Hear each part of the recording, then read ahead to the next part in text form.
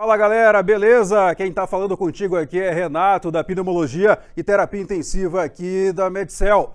É o seguinte, este Renato aqui que vai falar de intubação orotraqueal também é pneumologista e intensivista na UTI respiratória lá no HCFM USP. E meu irmão, isso daqui cai na prova, mas cai na vida também. É importante a gente ter em mente que eu tenho que preparar o cenário para não ter surpresas. E além disso, é de bom tom que eu tenha destreza com o instrumental que eu vou manusear. Então você fala, Renato, beleza, pare de me enrolar. A gente vai precisar executar uma intubação orotraqueal. Perfeito. Eu vou precisar de um laringoscópio. O laringoscópio em que eu tenho cabo e lâmina, aqui a gente está com a lâmina curva, a lâmina de Macintosh, que você vai encaixá-la. E aí eu já quero te passar uma dica de vida, meu irmão. Eu preciso que a luz esteja funcionando. E para eu poder ver e ter certeza de que não vai falhar na hora, faça este movimento aqui, ó. Eu quero puxar para cima de tal sorte que eu veja a luz acendendo. Perfeito, Renato, eu sei que ele está funcionando. Ótimo. A gente vai fazer a intubação orotraqueal. Isto quer dizer que eu vou ter que colocar um tubo propriamente dito ali no paciente. Opa, Renato, beleza, mas dá para eu tentar deixar mais fácil? Dá. A gente tem o fio guia, galera, que dá uma ótima ajuda para a gente. Ele vai, como a própria palavra já fala, guiar o tubo melhor que você vai estar manuseando ali com a sua mão. Quero já te passar uma dica de deixar este fio guia mais curvado. Respeite a anatomia da via respiratória. É importante conhecer a anatomia da via respiratória. Ah, Renato, legal, tranquilo. Eu sei que esse fio guia vai ter que ficar lá dentro. Tá bom, já botei ali dentro do tubo. Cuidado, que não é para você botar ele além do tubo, dá para machucar, dá para rasgar a traqueia. Eu já vi algumas fístulas ali, porque o fio guia estava passando do limite. Não passe do nível do balonete também. Balonete este, que é de bom tom, que você veja se está funcionando. Como assim, Renato? Vê se está funcionando. Meu amigo, minha amiga, não é um balonete? Você tem que ver ali, ó. Estou enchendo ele e vejo. Perfeito, olha só que beleza. Eu sei que o balonete está legal. Eu sei que está tudo nos conformes. Você não vai entubar assim, é claro, você vai deixar ele desinsuflado, de tal sorte que você consiga passar ele sem trauma. Você não vai passar com o balonete insuflado. A gente vai desinsuflar aqui, só para deixar no jeito. E você deve estar falando, Renato, mas quando que eu vou usar essa tal dessa intubação orotraqueal? É importante a gente ter em mente que desde um cenário de um procedimento eletivo até cirúrgico, em que você vai precisar de anestesia geral, que você vai precisar intubar o paciente, para você assumir o controle da ventilação, pode ser que eu tenha que assumir esse controle em situações de urgência, emergência, quadros de insuficiência respiratória. Veja que é muito vasto. Isso daqui está no ambiente desde sala de emergência, procedimento dentro de ambiente cirúrgico, terapia intensiva. Então é um procedimento importante. E você fala, Renato, por que a gente está falando de intubação orotraqueal? Quero te passar uma informação muito importante da literatura, que mais de 2 tentativas de intubação orotraqueal sem sucesso, apenas esta informação aumenta toda a morbidade da internação e também a mortalidade. Eu não estou nem olhando para a condição clínica que motivou a internação. Então é um procedimento importantíssimo. E Renato, beleza, você estava falando para mim ali da nossa gloriosa lâmina curva, e aí o que eu preciso ter de conhecimento de anatomia? Vou mostrar para você aqui numa riqueza de detalhes um pouquinho maior, que a gente precisa enxergar uma região. Que região, Renato? Aqui a gente tem só um corte de uma região aqui de via aérea também, em que a gente tem aqui a língua e veja que eu tenho ali a epiglote. Tenho a glote logo abaixo. Eu vou girar aqui só para você poder enxergar uma coisa. Você está vendo que eu tenho aqui, ó, um recessozinho entre a língua e a epiglote? Você tem a valécula glosso-epiglótica. Valécula glosso-epiglótica, essa que é onde você vai posicionar a lâmina curva. Você vai posicionar aqui de tal sorte que você consiga expor a via aérea. Claro que desse jeito aqui eu estou enxergando tudo, até anel traqueal praticamente, né? Mas veja, o movimento que a gente vai fazer daqui a pouquinho vai ser um movimento de trás para frente. A gente não deve ficar basculando, pescando aqui, senão você machuca o paciente e, além do mais, você vai dificultar o seu procedimento.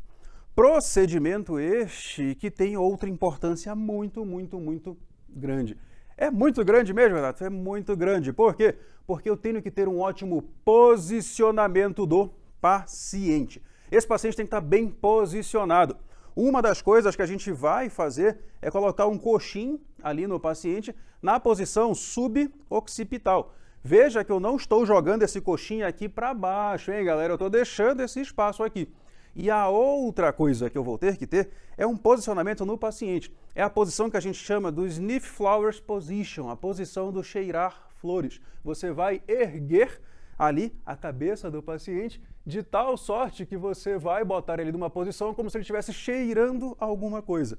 Isso vai facilitar de você alinhar eixos.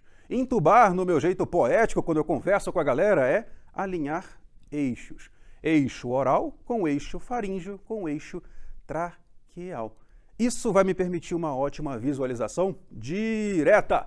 Legal, Renato, beleza. Eu sei que eu vou ter que medicar esse paciente de forma adequada, que na sequência rápida de intubação eu vou ter que fazer pré-medicação, vou fazer sedativo e paralisia muscular com bloqueador neuromuscular. Perfeito. Mas, Renato, a gente não pode intubar esse paciente, não? Ah, a gente pode intubar. Fica aí que a gente já vai intubar o nosso paciente. Vamos lá? Então, beleza, galera. Qual que vai ser o grande X da questão?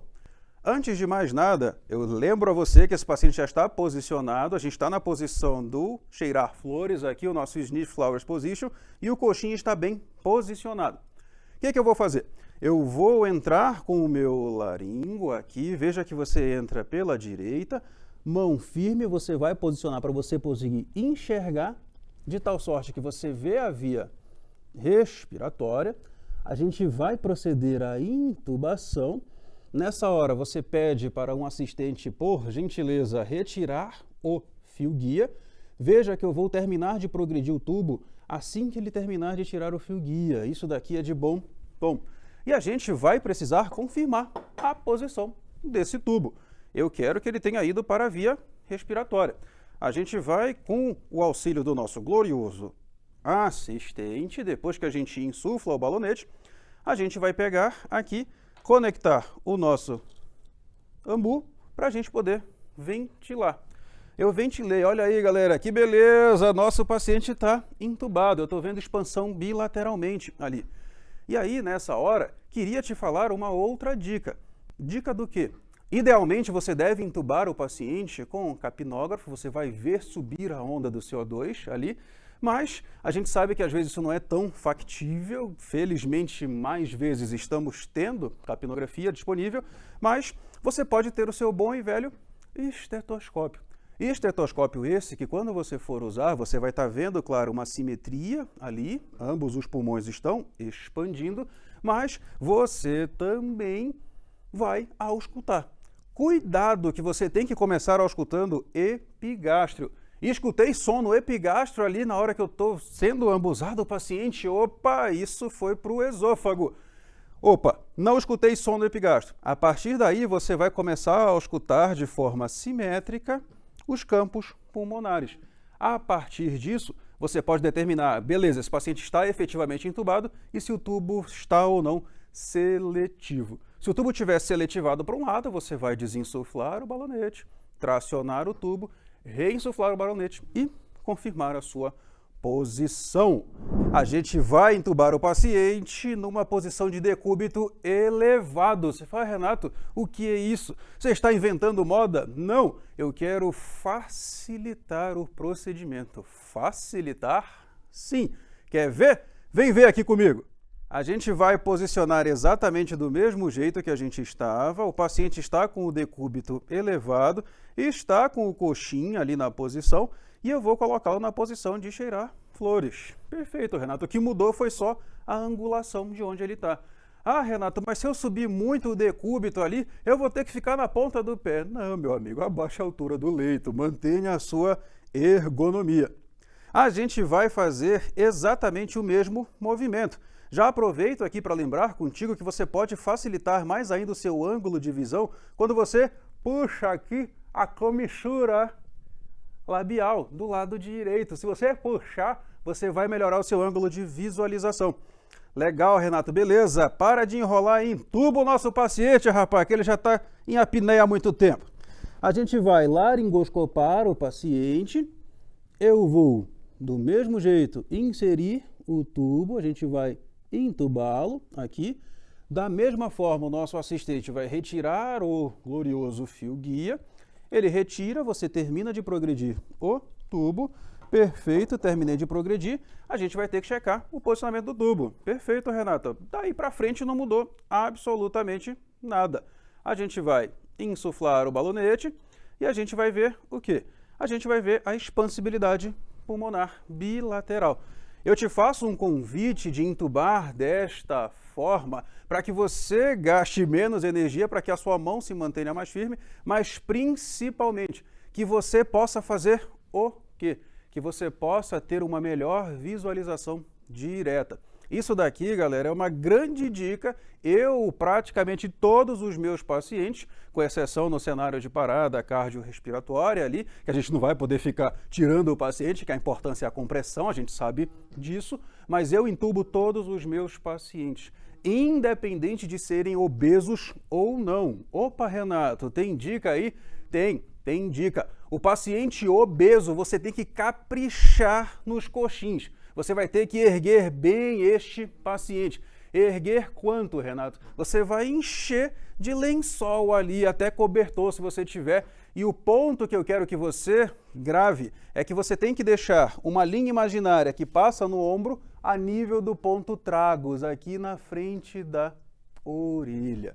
É importante você erguer o paciente de tal sorte que uma linha imaginária que passe aqui no ombro esteja a nível do tragus. Essas são algumas dicas para facilitar mais a sua intubação. E por falar em facilitar a intubação, por que não a gente intubar com o vídeo laringoscópio? Opa, Renato, vai ter essa também? Vai! Segura aí que a gente já vai intubar com o vídeo laringoscópio.